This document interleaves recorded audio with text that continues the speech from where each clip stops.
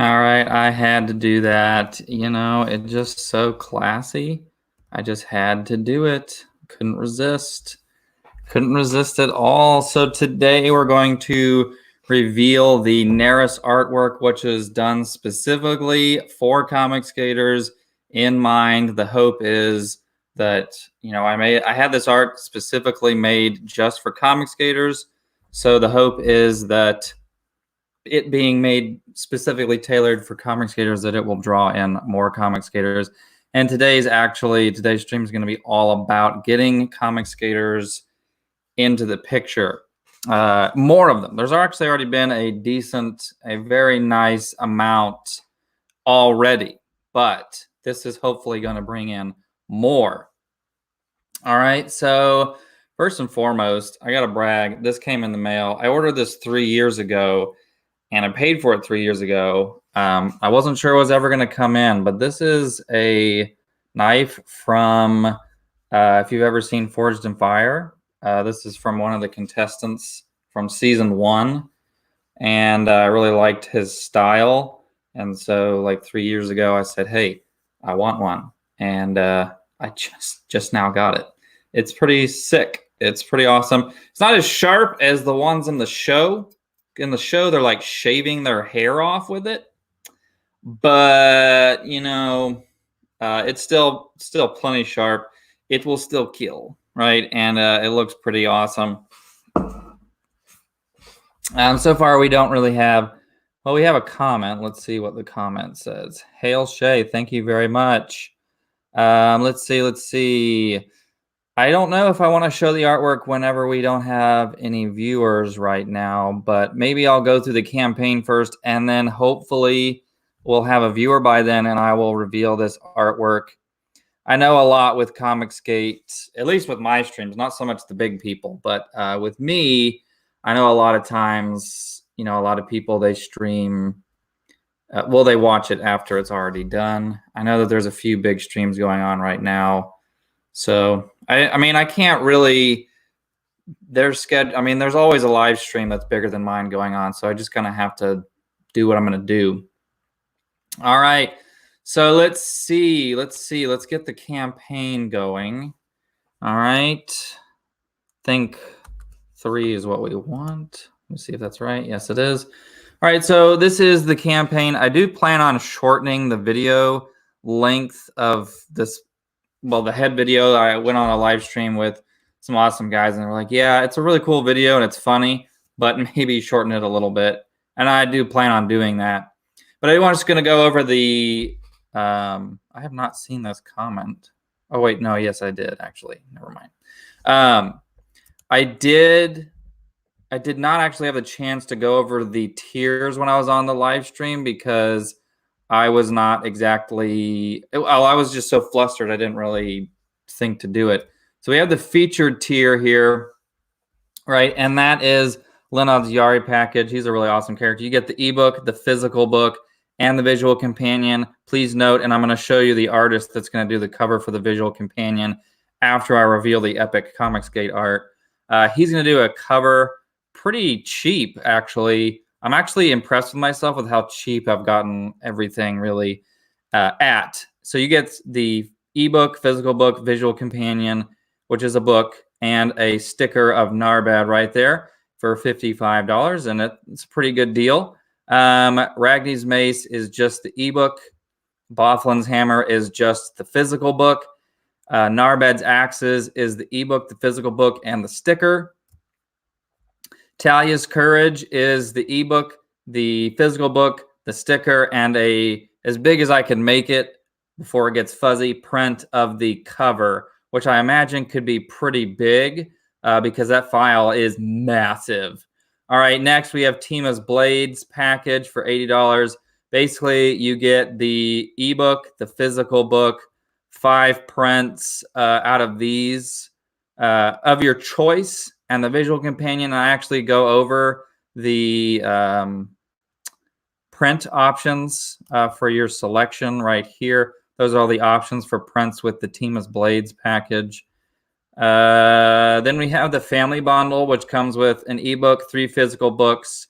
I I believe I have added, I think maybe even 3 visual companions. I don't remember exactly how many you get with the family bundle, but you do get a visual companion with the family bundle. It just, I don't feel like rechanging the thing. But yeah, visual companions on there. You get the cover print 3 mugs, which is an add-on item usually only. 3 stickers, 3 books, ebook. You get the gist of the dealio. Neris's Horde package comes with 2 books, the ebook, the visual companion. I think 2 visual companions, but it won't let me change it because it's already been claimed. You get a mug or 2 mugs. I don't remember the exact one I decided on. A map print, which is usually just an add-on item, and a hoodie. The hoodie that I'm wearing right now, it's very comfortable. I've worn it a lot, and I've washed it, and everything is holding up really well. Then we have the Gesu package, which comes with everything. You will get like several of, like, I think it's 2 copies of the book, 2 stickers, 2 visual companions, a map print, a cover print, Vic King sketch cards. You'll get all of the prints available in the Timus package. You'll get the Narbed hoodie. And the real special thing, you will be written into the story as either a villain or a hero, your choice. You can pick whether or not your character lives or dies. Keep in mind, it would be a minor role, but I would have a willing artist draw your character at your direction to be featured in the visual companion. So that's pretty awesome as well. Your character will have their own page in the visual companion. So that's pretty awesome. And that is the gist of the campaign. Here's the cover, which I'll show later on. We have a personality test where you can win a mug for free. We have all the add-on items, the mug, the map print, the Sylvan Mist, which is Saga 5. The Veil of Stars is Saga 1. You don't need to have read the Sylvan Mist to understand the Veil of Stars. We have the visual companion. That's not the cover of the visual companion. It's just a temporary placeholder to grab your attention. And we have the Vic King sketch cards available as well. So that is the campaign really briefly. Let's see how we doing. We got 2 viewers. I say, you know what? Let's reward those who are here. Let's go ahead and show off this artwork. So the artwork I'm about to show you is of a character named Neris. She's a character that I don't want to say a lot about because there's a lot that could be spoiled with this character. And just know that she's not only gorgeous, but freaking awesome. She's just like one of the most BA characters you will ever see. And I mean, she's just crazy, insane, and very powerful. And she's definitely going to show you that power. So this is it right here. Let's zoom in. This is Neris. Now, keep in mind, this is Neris later on in the book. When she's first introduced, she's not wearing anything but the cape and the leggings. I don't really want to express why that is, but there's a reason why that is. And she's definitely a character that is very seductive and relies on her seductiveness as a weapon almost. But let's get in a little bit closer here. I really worked with the artist a lot on this. I really stressed him out on it. I really did work him very hard to make sure that this was exactly the way the character looks in the book's description and just what she, what I think would be appealing for people who might be buying the book. So she is a gray elf. She is kind of the first gray elf. That being said, her skin's not supposed to be totally gray. It is supposed to be kind of like a blend between gray and normal skin, whereas gray elves typically have very pale gray skin. She has red electricity, usually for her power set. There's a lot more she can do than just red electricity, and I would love to tell you what the red electricity is about and what it means and how it works. But it's really best to be saved for the book because it's really kind of awesome. And I just don't want to spoil her that much. But yeah, there's a lot of work done on her. This is a character that I was not going to have illustrated, but, I want ComicsGaters money, and I feel that ComicsGate will love this image. I mean, it is what the character is described as looking in the book before the last battle. She dons all this epic armor and stuff. The black vines are actually like black tree branches that sometimes like prick her skin and like make her bleed. One of her cool power sets that I can tell you about is she can actually make it rain blood. Anything that can sow chaos into the enemy, whether that be seducing them and, you know, using spells to elicit certain emotions, sexual emotions in them, or just making people go crazy. I mean, she has all sorts of spells and things that can just manipulate how people are feeling. And she is freaking awesome with this sword, by the way. This sword is made of my version of Mithril, which is aromethyl, and it is very strong, very sharp, and very shiny. And she very frequently will put this red powder on the blade and then have it, you know, shocked with lightning. And when it has that on it, it can do some really, you know, it can do some really awesome stuff. Like, no joke, it really bothers me in fantasy stories whenever the magic users are not really like, whenever they're not really like devastating. You know what I mean? Like, where did it go? Dadgummit. I was just making sure I had her on screen. It really bothers me, like in the Legend of Drit stories, it'll like build up the wizards like, man, they can just like devastate people. It's going to be like, you know, like they have all this power, but they don't have any armor on, so they're kind of weak. I'm like, okay, bring it on. What can they do? And they like do this fireball and it kills like 3 orcs. And I'm like, I mean, if the people with swords and axes are killing more opponents than the wizards, that's a problem. Wizards are supposed to be kind of like the people that handle like and take out large portions of people, but they have less armor. But the great thing about Neris is that she's immortal, so she actually cannot die, except under certain circumstances. And so you have this epic, almost godlike figure who, you know, my magic users, as I was leading up to, when they use their magic, it takes out 50 to like, it takes out a lot of enemies, and it is absolutely devastating. They can't do those big moves a lot, and there's always a cost to it. So they're not just OP or anything like that, but it's super interesting, you know, because I think that magic users are supposed to be epic. It took me a long time to get the artist, for whatever reason, was very firm on keeping her lips very thin, which I think, well, first of all, the character is supposed to have very lush lips. She was inspired off of a lot of Luis Royo, I believe is how you pronounce his name.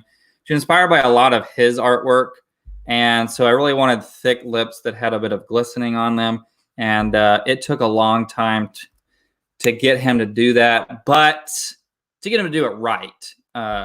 But he did manage. He did succeed. The red eyes are nice. The hair over the metal crown, which is technically black, but, you know, you can't have black on black or you wouldn't really be able to tell everything. But it is black, and her hair is this really black, very, very curly hair.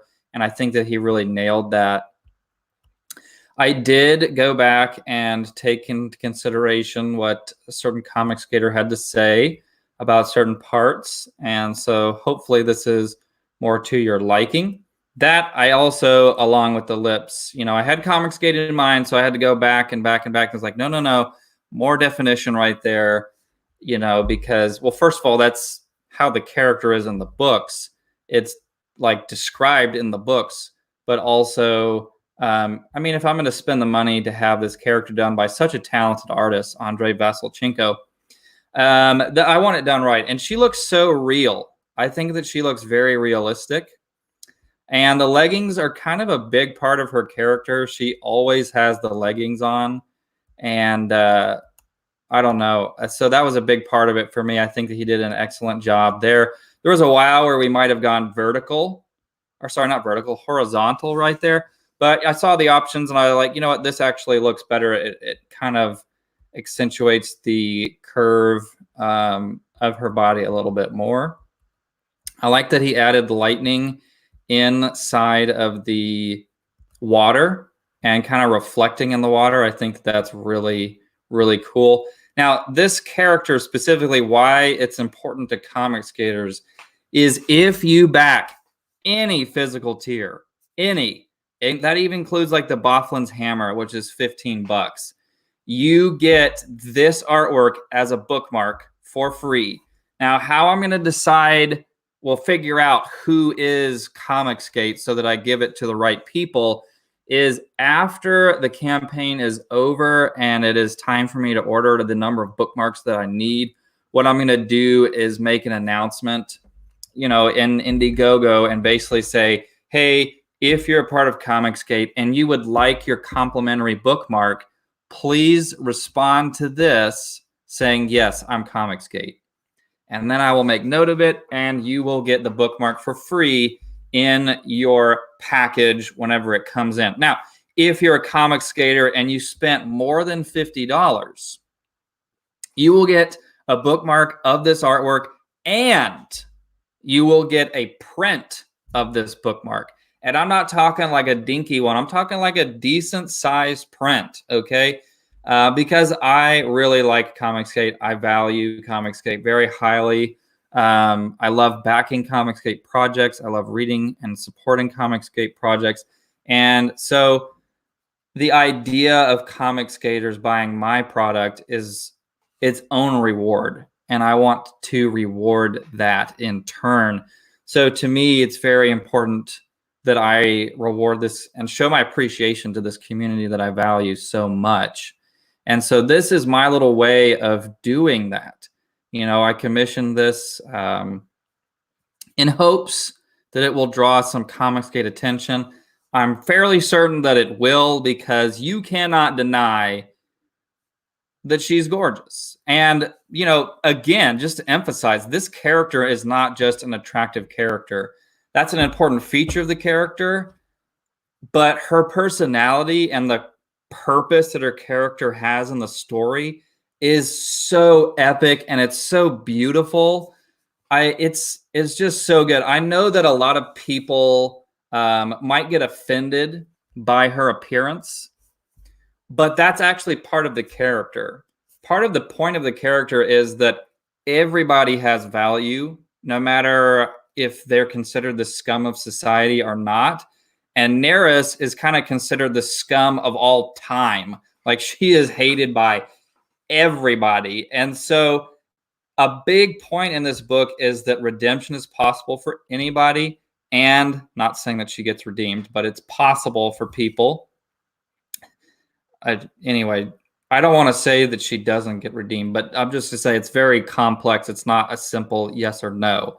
But also, like Narbad, Orcs in my character, he's the main character, and Orcs in my universe, although still considered brutish and ugly like they are in all fantasy worlds, Orcs in my world are actually quite noble, and they're kind of like my outlet for kind of like bringing in like PTSD and things like that. The Orcs are kind of like the fundamental pure soldier. That's what they are. Like, they were made to be warriors. And so they kind of have this complex emotion of everybody thinks they're ugly and that they're barbaric, but they're kind of the reason why everybody's not dead, but everyone's kind of forgotten about that. And the Orcs are enslaved. And it's just kind of like this Orcs. There's a nickname, kind of like a racial slur for Orcs. They're just called toads, right? And so you kind of have another example of a character, Narbad, who, the main character, who again, by society standards, is deemed lesser. Yeah, so Neris is kind of similar to that, but in a different way. It's a lot about people's expectations of certain people, not specific to race or anything political, because that's not what I want this to be about. It's really not political at all. And these races don't exist in the real world, and they're not allegorical to any race in our world. That's very important. They're not, okay? I already had a video all about how they're not. And there's also the character of Talia, who kind of, she's a high elf princess, and by all means, she hasn't had a blessed life, but her brother and her father and her mother kind of see her as an embarrassment. And so she's deemed as lesser because she doesn't have practical function in the way that her family would like her to have. So one of the central themes of the story is that potential for redemption, that value for things that other people don't value. Because I think that all of us at some point in our lives have felt that we weren't valued or that we weren't loved. And so that's a real key part of the book. And by the way, I don't define love as blank acceptance. I define love as, caring for that person, but also caring for that person enough to tell them the truth when they need to hear the hard truth. So yeah, that's a big part of this book and this character in specifics. She looks so exactly the way I described her in the book.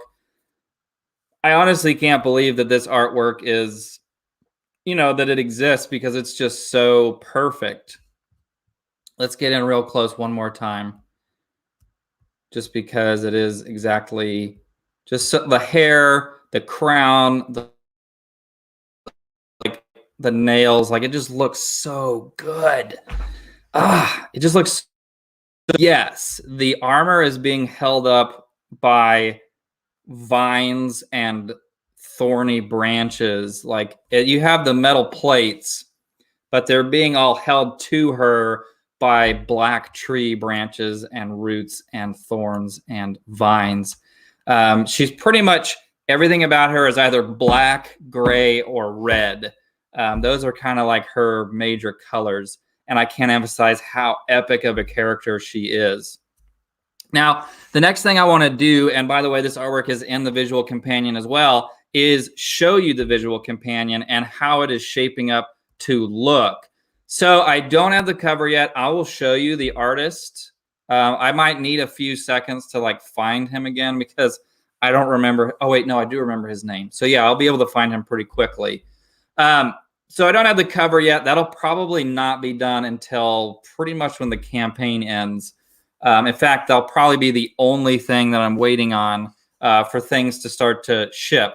The actual book that you would read will be done before the campaign ends. In fact, before the stream and after the stream, I was doing my very last read through, and I'm almost done with it. After that, I send it to the formatters. They will format it in a matter of a week, and we have 13 days left in the campaign. So the book, at that point, all I have to do is email it to the book printers. If we get funded, which we're pretty close to. I mean, in all honesty, we're less than 2 NARIS packages away from being funded. I just send it to them, and it's like, bam, we're there, we're good, everything's awesome, right? Now, the visual companion, again, there might be, I might have to wait for the cover to get done. I've sent the artist the description, but he hasn't emailed me back. If all else fails, I'll use the NARIS art as the cover, because it's just that epic and beautiful and awesome. But anyway, this is the first page of it. We got our monkey with the antlers on it, because I love that monkey. If you didn't hear the story about the monkey, it's pretty funny. There's this moment in the book where Narbad kind of has a Moses with the burning bush moment. But where I got the, and that's where he sees the monkey. Where I got the idea was I was watching The Office, and it's that episode they're talking about religion, and Michael's like, what if we had the head of a monkey with the antlers of a deer and the body of, and I don't remember what he says for the body, but I was like, a monkey with antlers. That's awesome. And I also love the monkeys in Japan that just chill in the spas all day, because, man, that's the life. I envy those monkeys. And so I sent Nate, I think it's Hillier, I believe is how you pronounce his name. I was like, can you do this? And he did, and it looks awesome. I love this monkey. It's also going to be in the book itself, as well as the visual companion. Then I give you a little brief intro to the world of Foster, a little explanation, it's kind of a way of breaking the fourth wall without breaking the fourth wall, because this isn't the actual book. You're looking, it's a visual companion. I would never talk like this in the actual book, but it does actually give a lot of really good information on understanding my world. It also has the map, and this should be 5 by 8, this book. but it might end up being bigger. It just depends on what I decide. Then we have our little synopsis of Narbad. Might I just say this looks super classy. This is, again, the artwork that, which, by the way, this is also Aramethyl. It can have different appearances and such. But anyway, this is the sticker. I mean, it looks very classy. It looks very nice. I think I'm going to make the ebook cover using that because some people expressed they really liked it. They were thirsty for Sean Bean Orc. Here's his official sigil, and this actually is going to be on the page of each chapter. You know, it'll be like chapter 1, title of chapter 1, and then this sigil, and then the chapter will start, and it's going to look super sexy, I think, because the graphic designer definitely modeled these axes off of his axes, which, by the way, are in the story. These axes on their butt have this sigil ingrained. It's all part of the mythology. It's all very cool and very well thought out. Look at the Sean Bean. I told the artist, look, Sean Bean is one of my favorite characters, and he always dies in everything. So let's make him into my main character orc, because honestly, when I write the character, when I read the character, I'm always reading his voice in the Sean Bean voice already. I said, change him up enough to where it's not purely Sean Bean's face, because we don't want to steal his identity. But, you know, I mean, you can tell that he is obviously inspired, that this character is obviously inspired by Sean. So I just get a text. I hope that I'm not in trouble for something. Sorry, I'm distracted now. You never know. If the wife texts you, you check it. Oh my. Okay, well, my mother-in-law fell off of her chair, I guess. It's pretty funny. Why is it? Come on. Come on. There we go. There we go. That's the sweet spot. I'm probably going to zoom in again at some point. So anyway, moving on. We have another page of Narbad, which has the early concept images. Again, the sigil. And I'm going to ask Vic King for permission, and I might have to pay him a little extra. But I am going to try to scan his sketch cards and put the Narbad one there, because I really do love it. I think he did an awesome job with that. By the way, Vic King's sketch cards are an add-on item for the campaign. Nobody has claimed one yet. We want to show support to our ComicsGate artists, so let's do that. I'll also put Talia and Ruth's here as well, if he gives me the permission. This is Talia. This is High Elf. This is part of the book cover, of course. And this is Ruth here. I love this cover so much. The violence, it's all just so amazing. So it comes with little bios, tells you their height, their weight, even the ladies, tells you their weight, and just a little bit of background information. And for some of the characters, it actually gives you more information than the book tells you, just because of the nature of, you know, sometimes the book, there's just not time. So it kind of gives bonus information. I'm going to blow out this candle real quick. Don't want it to burn itself out. So we have Zach Bonebreaker, and he's honestly probably my favorite character. You kind of like introduced to him in this book, but he becomes a bigger deal the longer the books go. And he actually is the main character of Saga.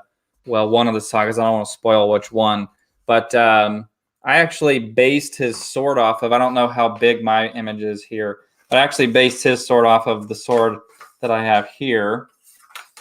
Yeah. And that's not the sword he has in Saga 1, but he does get it, and it's super epic. And this is going to be his sidearm, which, again, I got from a Forged in Fire guy. His sidearm that he gets in Saga 2. But at any rate, Zach Bonebreaker is a name you want to listen and follow along to. I'm not done designing the Neris page. I don't personally not a huge fan of where this is sitting right now. But this is where it is right now. Neris is 5'5" and weighs 113 pounds. She's pretty dainty. She's pretty petite. You know, she probably comes to like Narbad's lower sternum, right? She's pretty short. She's pretty petite. But so she gets her own page in the visual companion. So does Zach, the red orc, as he's sometimes referred to. Yeah. Again, I'm probably going to change the design of this page a little bit to maybe not block her as much, and the cool water. I don't know how I'm going to do that, but I'm going to do it. I might honestly just delete this part and just kind of put this up here, like right up there, and like as minimal amount of space as possible, just so that we can enjoy the artwork all the more. Leonard Greyleaf, we have our cleric character. Right here is going to go a piece that's not done yet. It is in the process of being done. Again, another piece that I surprisingly am getting done for like really cheap. I honestly am really impressed with myself with how little money I have spent to get all of this artwork done. The Neris piece was pricey, but like these were actually surprisingly really cheap. If you want to know the artist, I would be gladly to give you his name. And it will be featured in the companion. Everybody that does art, their name will be on the page that they do it, that their art is featured on. Want to give credit, right? Leonard is our cleric, high elf. But yeah, this is going to be really good artwork, by the way. This is going to be like a portrait. It's going to look really good, so don't be fooled. Next, we have Nelid Selethor, which is our half-elf and uncle to the main character of the Sylvan Mist. Then we have Eileen Rilelline. Sometimes I just pick names that look cool, and I don't even know how to pronounce them. And all three of these pieces are done by Avery Butterworth. I don't know if that's his real name, but that's what he has on his Twitter. And he is ComicsGate, so this is ComicsGate art right here, and I really, really love it. They're fighting some goblins here, so this is also part of the visual companion. Next, we have my dwarf characters, Bothlin and Ragni. We have both Avery Butterworth's art, as well as the guy that did the... it's the same guy that did this that does these two dwarf pieces. And I absolutely love it. Both the Avery Butterworth ones and this artist, who, again, I'm just blanking on his name. I don't remember his name. Next, we have Tima. A lot of people like this artwork. She is our high elf assassin. She is one of the characters where I gave her a very in-depth background here. And I am planning on actually alluding more to it in the book and giving her a little bit more screen time. She's kind of the strong silent type, so she can easily kind of fall in the background. But you'll be like reading the book and like the combat scenes, and like she'll just kind of like run up behind someone to like slit their throat. Like she's the assassin. And at some point in the book, she acquires a cloak that when she draws the hood up, it makes her invisible. And she definitely uses that to her advantage as well. This is by the same guy that did Neris, and this is by Avery Butterworth.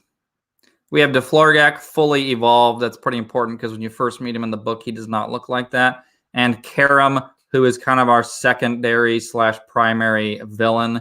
There are several villains. I would say the primary villain is Is, who is the son of Vandir. He's kind of like almost, you could say, like Satan or Loki's child, if you will. So yeah, he looks pretty cool. And the main cover of the visual companion is hopefully going to be of him, but with a like this. This is done by the Duran, and this is done by Nate Heiler, who did the monkey. But the guy who's going to do the cover is a dark fantasy like artist. So he really specializes in like making it look like this could be in like Dark Souls kind of. I don't want to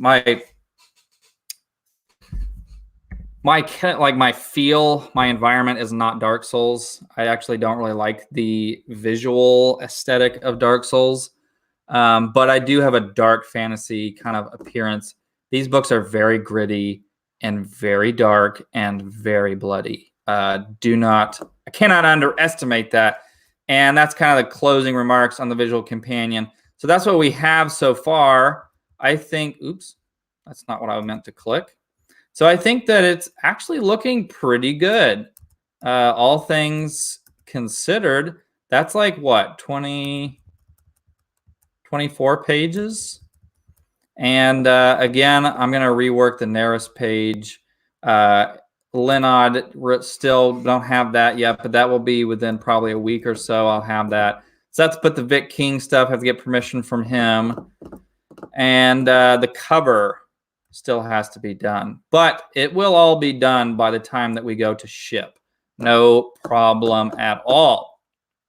Now, just kind of go through some of the artwork again for this book. This is the cover. Obviously, these white lines will not be on there. It's just showing you where the spine is going to be.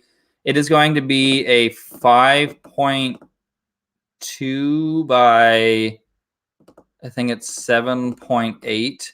It's the same size as your average European Game of Thrones book. I know that doesn't help you too much. It's a very unique size, and I wanted it to be that way. The spine's going to be about 1.5 inches, so it's pretty thick. It will feel like reading probably like a 500-page book, but it's going to be 600 pages, including all the intro pages and everything, just because I don't want it to be too small on the pages and such. So it looks really nice. There's the cover itself, different variations. Let's see. That's not the one I went with. Where is it? That's Bofflin. Bofflin. Bofflin. There it is. This is the one that we went with the actual cover. And, you know, we can zoom in pretty good here. Whoa. What the? Okay. All right. Well, there's Talia. She does not have this armor the whole time, but she acquires it at a certain point. This sword actually has lions biting the blade, and it is aramethal. And there's Narbad looking great. There's Captain Ruth doing some decapitations. Right? Looks good, looks good. There's a good look at that art. It's nice, very detailed. I really like this guy. I kind of want to like have him holding like a cake or something. I don't know. A pie for EVS. Florgak, Aileen. There's the Vic King Narbad sketch. It's not scanned though. I think he just took a picture of it. Ruth, Talia, Karam, Lenod, Monkey, Narbad sticker art to have done for the hoodie so that it was more clear cut. Okay. Oh yeah, this is of. So the sword was blocking. I didn't want it blocking the curvature because I felt like that was an excuse to be lazy. The lips and hair were not as voluptuous or colored. I mean, it looks really good, I think, for a first draft. But I don't think that there's any denying that the end product looks way better, you know? Right? I mean, that just looks amazing. That is something I'm working on. Ragni. That was the first draft of the cover. Tima. Visual companion, sneak peek, and that's all I have there. Look at that beautiful face.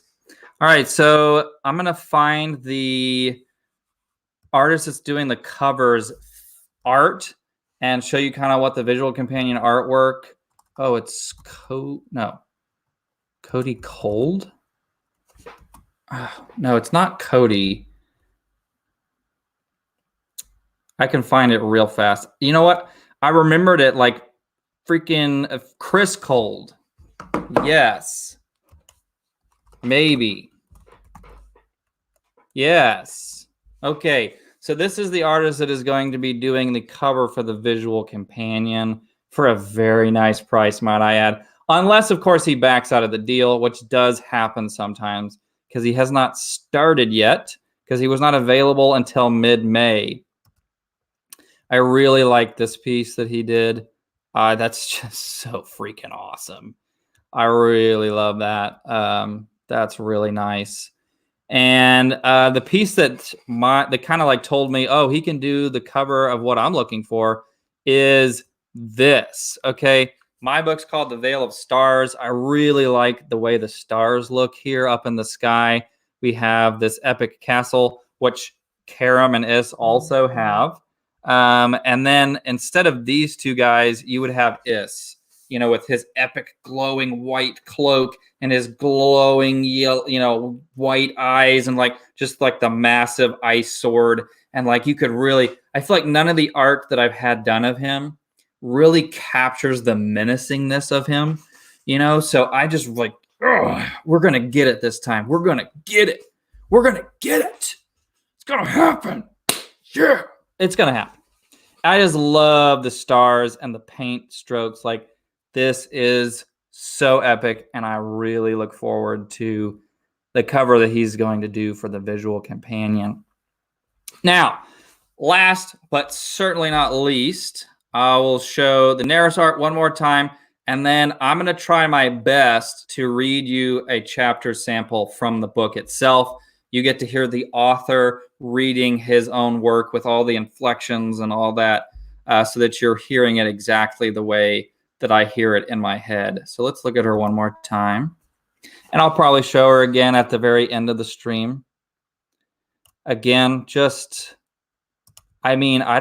is not a single thing that'll change. By the way, the background was actually not going to be in it. He did that pro bono. And I actually really like it. I kind of like that it's not super detailed, because she just really sticks out because of that. I think the angle here is just very well done. It's realistic. It's not overly done, but it's also still very attractive. Marvel and all of them, they try to do realistic females, and they look terrible. But I'm like, there are definitely women that look like Scott Campbell's artwork, which I love. So I wouldn't say she looks like Scott Campbell level, but she's close. And there are a lot of people that look like this. And Neris is supposed to be one of the most attractive elves in all of history in my book. So she's supposed to look like that. She's supposed to be above and beyond. Of course, you look at the cover and you look at Talia and you're like, well, yeah. You look at Tima's art, you're like, well, he has attractive female characters. And that's important to me. It's a fantasy book. My guys are freaking jacked. My ladies are freaking attractive, in their own way. And I think it's fantasy. That's the way it's supposed to be. All right. So I'm not going to tell too much about the setting, other than that this is pretty early on in the book. It's about halfway through part one. It's about 65 pages in, which really is pretty early on in a book, to be honest with you. It is this epic full-scale battle, which, by the way, a lot of what I get from this comes from actual history. I'm going to be talking about these shrapnel poo bombs from Kublai Khan's time period. That's actually something Kublai Khan used while conquering China. But anyway, here we go.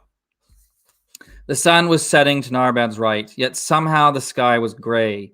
He looked at its dull glow and swallowed his fear. Before him were many armored orcs and men. Word had reached the king and his generals that the Scandinavians were launching their main assault from the south and not the north. Naturally, the majority of the Nokvorian army was positioned on the southern wall, with a smaller force at the northern gates just in case it was needed. Narbad's father was higher on the hill atop which Ekatop sat. Heal, which is Narbad's dad, was positioned with the senior generals. Narbad was among the infantrymen. About halfway down the grassy hill were the wooden walls that marked Ekatop's border. Narbad could see the men guarding it, preparing the tar and oil for when the attack started. He was glad he was not on the front line. The enemy would have to break through the wooden gates before they got to him, which brought Narbad a small level of comfort. Beside him was Haim, the young orc Narbad had met the day before, and that's a touching moment. Obviously, we're not going to read that today, but it is earlier in the book. Narbad had requested Haim be placed near him, having ties to one of the generals in charge had his benefits. The two were surrounded by many others of their kind. Orcs and humans were segregated as much as possible, with orcs positioned to take the brunt of the attack. Narbad remained unsure about the entire experience. War was new to him. Some part of him still hoped that the enemy would give up after the traps and trebuchets had done their job. He knew they would not, but he hoped so nonetheless. The Scandian invaders would not give up easily. Narbad needed to remain brave when it started. His father had taught him the importance of morale and unity in a fight. Of course, having a proper cause to fight for was also of importance, and there was little doubt the cause propelling the orcs in this battle. This is why I could never do an audiobook. The barbarians would need a lot of men if they hoped to conquer an army of orcs fighting for their freedom. The field of men and orcs was silent, almost like a deep breath before the plunge. A mist clung to the descending field below. It wearily advanced in heavy shreds and tatters like a harbinger from the elderly wood. Still, the subtle rustling of encroaching foes through the dense underbrush inevitably appeared. The enemy had arrived. Uniformed in primitive attire, they chanted and howled as they lined up for battle. Many seemed to be in a mad fit of hysteria. Some ripped their furs or bit their shields, foam oozing from their chapped lips. And that comes from Vikings. The Scandinavians are very much so inspired by the Vikings. And something that the Vikings would do is they would do shrooms. But they found that drinking the mushroom soup in its pure essence would make them unfit for battle. So what they did was they found that the human body worked as a natural filter of the negative effects, but kept the positive, intimidating effects like the foaming at the mouth and the going berserk, hence the berserker warrior, right? The Viking berserker warrior. So one of them would drink the drug in its pure substance, and the rest would drink his urine so that they only had the positive effects. So that's what that's actually from. See, you don't get this from just reading it by yourself. Don't let their show intimidate you, Narbad warned Haim. They are only trying to strike fear in our hearts. They are human. They bleed just like us. They're doing a good job of it, Haim said in fear. They are only men, Haim. We are orcs, Narbad roared. I'll have your back no matter what. He nodded to his friend, and Haim returned the gesture. Maybe I should read Narbad in the Sean Bean accent. I don't know. It might be distracting. An order was shouted from higher up on the hill. Narbad made the words out. Fire trebuchets. Moments later, there was a loud whoosh from several locations behind him. Ceramic spheres soared through the chilled air to release their deadly contents into the forest and those hiding in them. Some balls hit the trees, exploding into trails of fire. They showered on those below to devastating effect. Pieces of ceramic casing flung from the eruption and launched into many of the wild men, maiming them with wild shrapnel. Even more scan were shredded from shrapnel created by the trees themselves under impact. As the enemy screamed and howled in reaction to the weapon of terror, the trebuchets began reloading with something far more deadly. Barbarians regrouped just in time for the volley. This time they managed to raise their shields in feeble defense while archers prepared at the rear deeper in the woods. When the second round of ceramic projectiles hit, the Scandian attackers were once again launched into chaos. For this time, their plague was not only fire salts, but dehydrated feces. This is what I'm getting from Kubla Khan. Shells from the cruise beetle, and a combination of local herbs. The reaction of the combined ingredients released toxic vapors into the air. The enemy erupted into wild fits of agony as their lungs, eyes, and any open wounds were immediately infected and their bodies covered with sores. And if the rumors were to be believed, the terrifying concoction also caused instant diarrhea to those directly exposed. Again, I took that from history. Kubla Khan conquering China. An order was given to set arrows aflame. Narbad readied his longbow, one of many others. Trails of oil in dugout ruts were ignited, and Narbad placed his laced arrowhead inside, igniting the deadly projectile in flame. While his enemy withered in pain, I should say enemies. While his enemies, see, this is good. While his enemies withered in pain, the order was given. I mean, enemies still works. I just like the way enemies sounds better. And the gray sky filled with soaring orange lights. Many barbarians met their fiery deaths as a result of those burning shafts.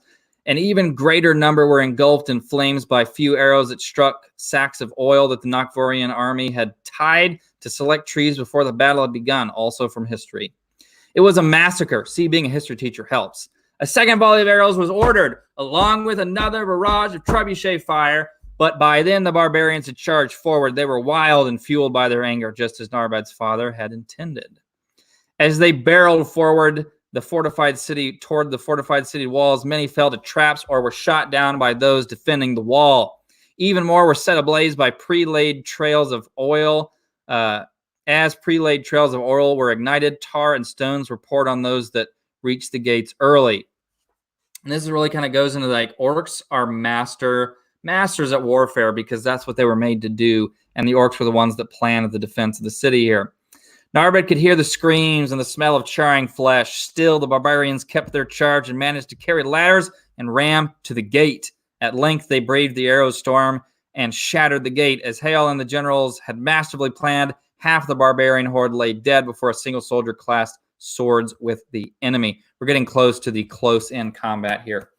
Archers from higher on the hill rained down their fiery support, and the first wave of orcs rushed in. Narbad realized, as the two groups clashed below, just how uneasy he was, watching men burned alive, shredded to bits, and suffocated in poisonous vapors for the first time hit him like a rock in the gut. Now he witnessed orcs and men slaughtering one another with blades and fists. From his vantage point, he could see the death and carnage of battle. Men disemboweled and orcs beheaded. The sheer horror of it happening so close stunned Narbad profoundly, and he was reminded that it would be him amidst the fighting soon enough. Narbad was startled out of his shock as a platoon of berserker orcs were sent down to join the fray. They were the elite warriors or shock troops who specialized in intimidation tactics and two-handed weapons, which Zach Bonebreaker is a part of. Not in this battle, but he is a berserker. Narbad knew that they were often better equipped than other infantry for fighting in large numbers, and they expected to take heavy casualties. The berserkers clashed with the enemy, bolstering the dwindling ranks of the vanguard and returning the tide to the orcs' favor. Their faces were decorated with red paint, as was the custom for berserkers, and Narbad for the first time witnessed ultimate savagery. Limbs were torn, Ferrar, which is basically humans and orcs and any good race, were drowned in the mud and lives were lost, but the battle was far from over. The foreboding sound of beating hooves caught Narbad's pointed ears. Before he knew it, he was witnessing enemy cavalry run down exposed soldiers, including his own men. Those orcs who had a clean shot at the horsemen took it, but they were few and far between. A horn blew from the north. Its howl was stale and thin. Narbad's platoon was ordered to fall in and stop the cavalry. Thankfully, they had just the tools to do it. Narbad eyed the hidden pikes lower on the hill while marching into position. His men needed to save those caught in the churning mess of hooves and steel. Spheres of death and flame tipped arrows soared overhead. Narbad understood this to be a safety measure to prevent the cavalry from retreating. Still, he watched them with dread. Swallowing his fears, Narbad marched. Haim looked more terrified than he, if that were possible. They exchanged glances and both understood what needed to be done. It was something that every orc experienced. They knew that their personal fears and dreams no longer mattered. What was important was the unified cause, no matter the necessity. Their brothers in arms were paramount, and they were being slaughtered below. Whatever moral hesitation they had previously held, the necessary actions were now justified for that united cause. Their hearts prepared, Narbad and Haim landed on the field of battle, ready to become what they were born to be, Geisu's mightiest warriors. The screams of death no longer instilled fear in his head. Instead, they brought rage and strength. The horsemen were upon them, waiting until the final moment possible so that their spears remained hidden. Right? That's the orcs. They set the butts of the weapon firmly in the ground. When the time came, they raised the long wooden shafts that Narbad had worked so long to make, and the enemy horses barreled right in. At Narbad's front, a dark brown horse plowed in, skewering itself on the sharpened branch. It whined and neighed as the wood pierced its flesh and punctured its lung. The man atop it tumbled off from the sudden stop. This happened to many of the men, and the orcs rushed from behind and practiced movements to finish the dismounted invaders. Amidst the dirt and blood, Narbad stared as the man before him was struck in the head with a mace. His face caved in with a dull crack, and he lay very still. Crossbowmen advanced to Narbad and his fellows' sides and fired at those enemies which remained, and the cavalry retreated. Soon after, the Scandian infantry advanced in unordered groupings. Narbad's heart sank to his gut with fear, but for only a moment. He released his pike as the impaled horse died upon it and refilled his empty hands with shield and axe, the weapon for which he had traded his sword before the battle. Narbad looked out at the charging horde as the decimated orc vanguard retreated behind his platoon. Most were battered and bloodied with great fear in their eyes. The same fear had plagued Narbad only a few minutes earlier, but no longer. He readied himself for impact. As a call for a shield wall sounded above the din of battle, in response, Narbad, Haim, and their comrades formed an interlocking wall of circular shields. This was a war strategy created by orcs, but perfected by the humans of Nokfjord. Orcs, however, were quick learners in the art of warfare, so it did not take long for them to enhance the technique. And this I'm getting from the Romans, but I'm saving its full evolution for in another book. It gets more epic. Archers warned the field lieutenant from behind. Narbad braced himself as the wall of wood and metal was pelted with soaring shafts.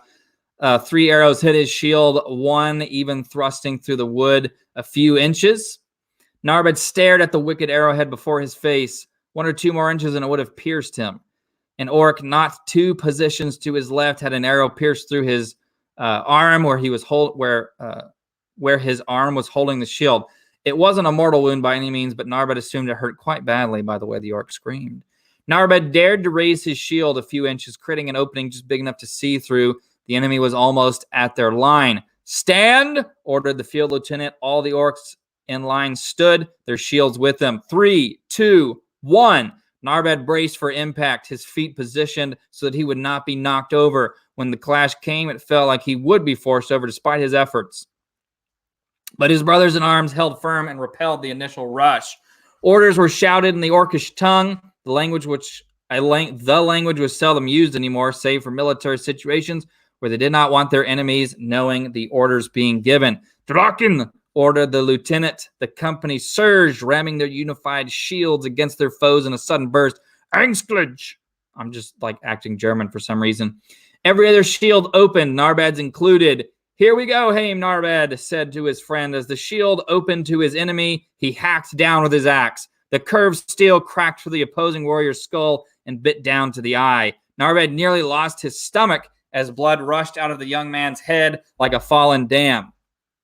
The warrior's eye drooped, hanging by the optic nerve. The brain matter oozed from the opening, stained red with blood. The unwelcome smell of human waste wafted to Narbad's nose, and he vomited on the dying man. "Faster!" screamed the lieutenant, ordering the shields to close. Narbad obeyed but remained wobbly. He had killed his first Farrar. The life leaving the man's dangling eye and the smell of death, which would be poop, would forever be ingrained in the orc's memory. "Draken!" Narbad pushed timidly. "Narbad, how was it?" Haim asked eagerly. Narbad stared at his friend blankly. "Angstlich!" again. Every other shield opened, only this time those who hadn't assaulted before were the ones attacking. Haim opened his shield and thrust his sword forward, taking an unsuspected man in the gut.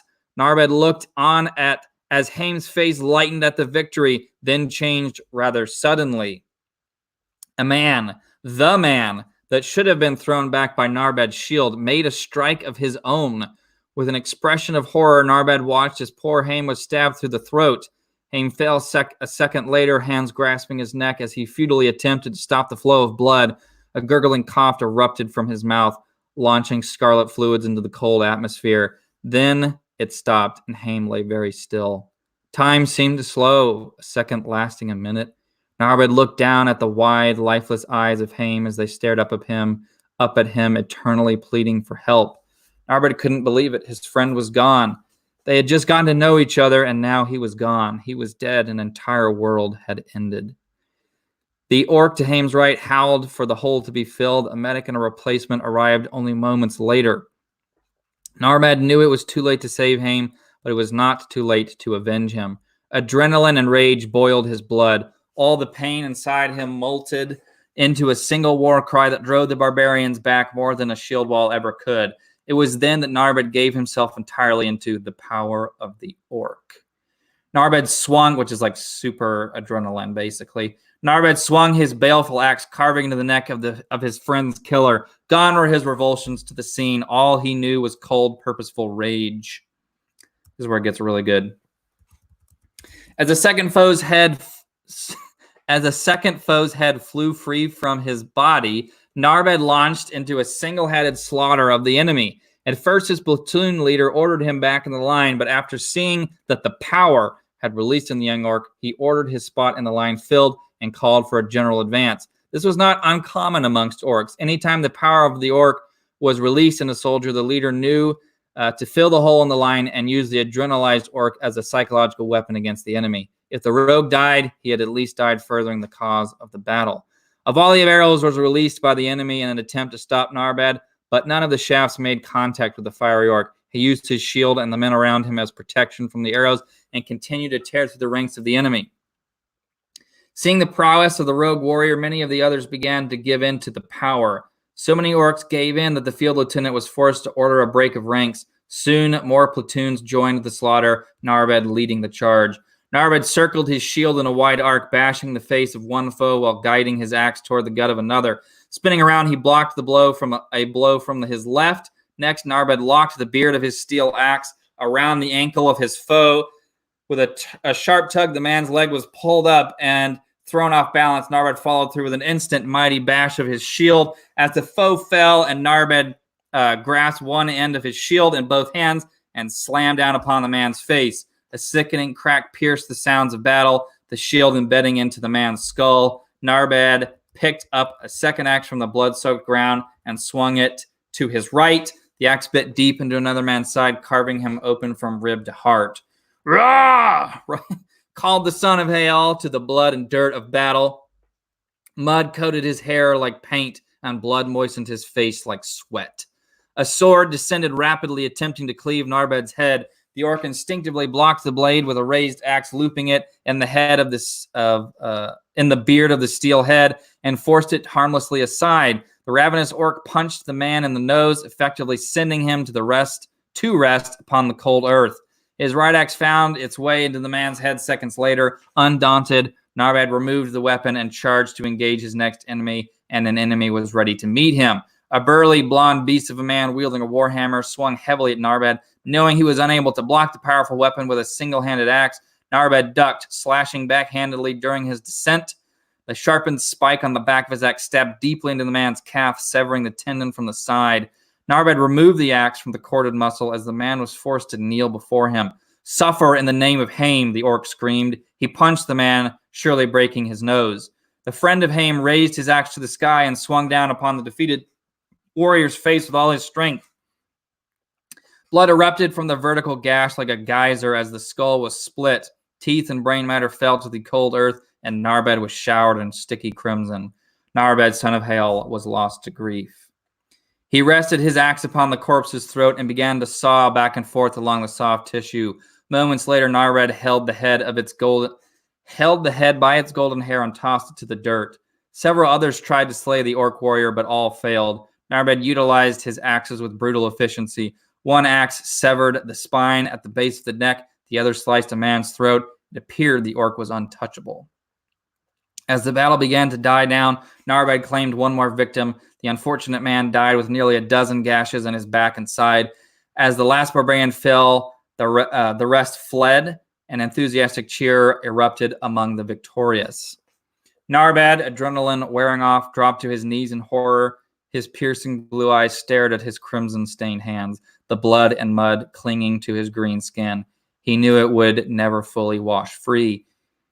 He looked around the field of ravaged bodies. Did he really do this? Narbed dropped his sweaty head into his soiled hands.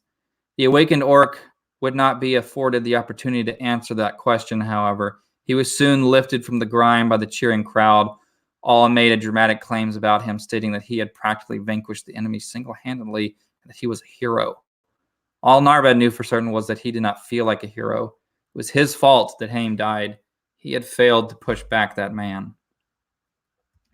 Haim's death played out in his mind over and over. There was no escape from the guilt. Unfortunately for Narbed, Haim was not the last of his kind that would perish that day. So that is only half of the battle. I won't read the other half because I feel like I've gone long enough.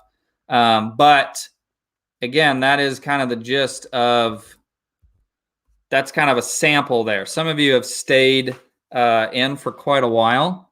Let's see what the comments are. What's a quick overview of this fantasy world? Basically, it is a dark fantasy story. Let's get my face here. It is a dark fantasy story that is, hopefully that chapter summary gave you somewhat of an idea. Just so you know, that's actually one of the more tame battles. It's very violent. It's very brutal. The orc characters in particular are incredibly brutal. So I would say it's a lot like Lord of the Rings in the lore aspect. I kind of have a aesthetic of a lot of snow, and it's a very cold world. Actually, I'll just read the visual companion's summary of the world because I think it does a good job of describing the general feel of it. Fostra is the most northwest continent on what could be called the planet of Zion.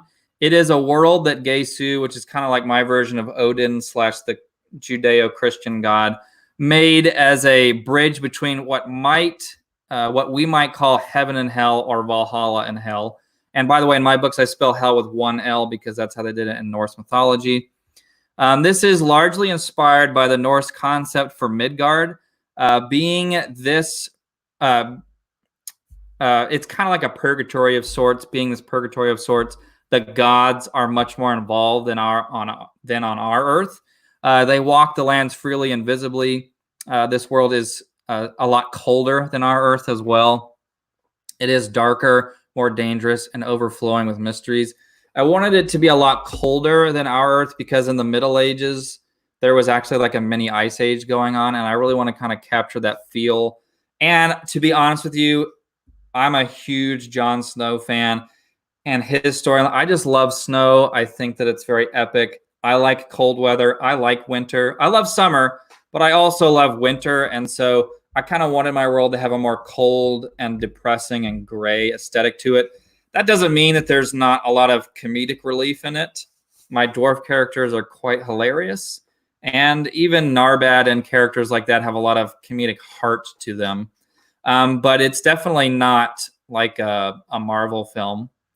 It's not all jokes and goofiness. There's a lot of darkness because I think the greater the threat, the greater the odds against the heroes, the more rewarding the victory is. But anyway, in this dark fantasy world inspired by Norse and Christian mythology are several races. The good races of Fostra are known as the Farar, which are humans, elves, dwarves, Sakari, orcs, and gnomes. What Sakari are kind of like these red-skinned guys with cat eyes, and like, if you know what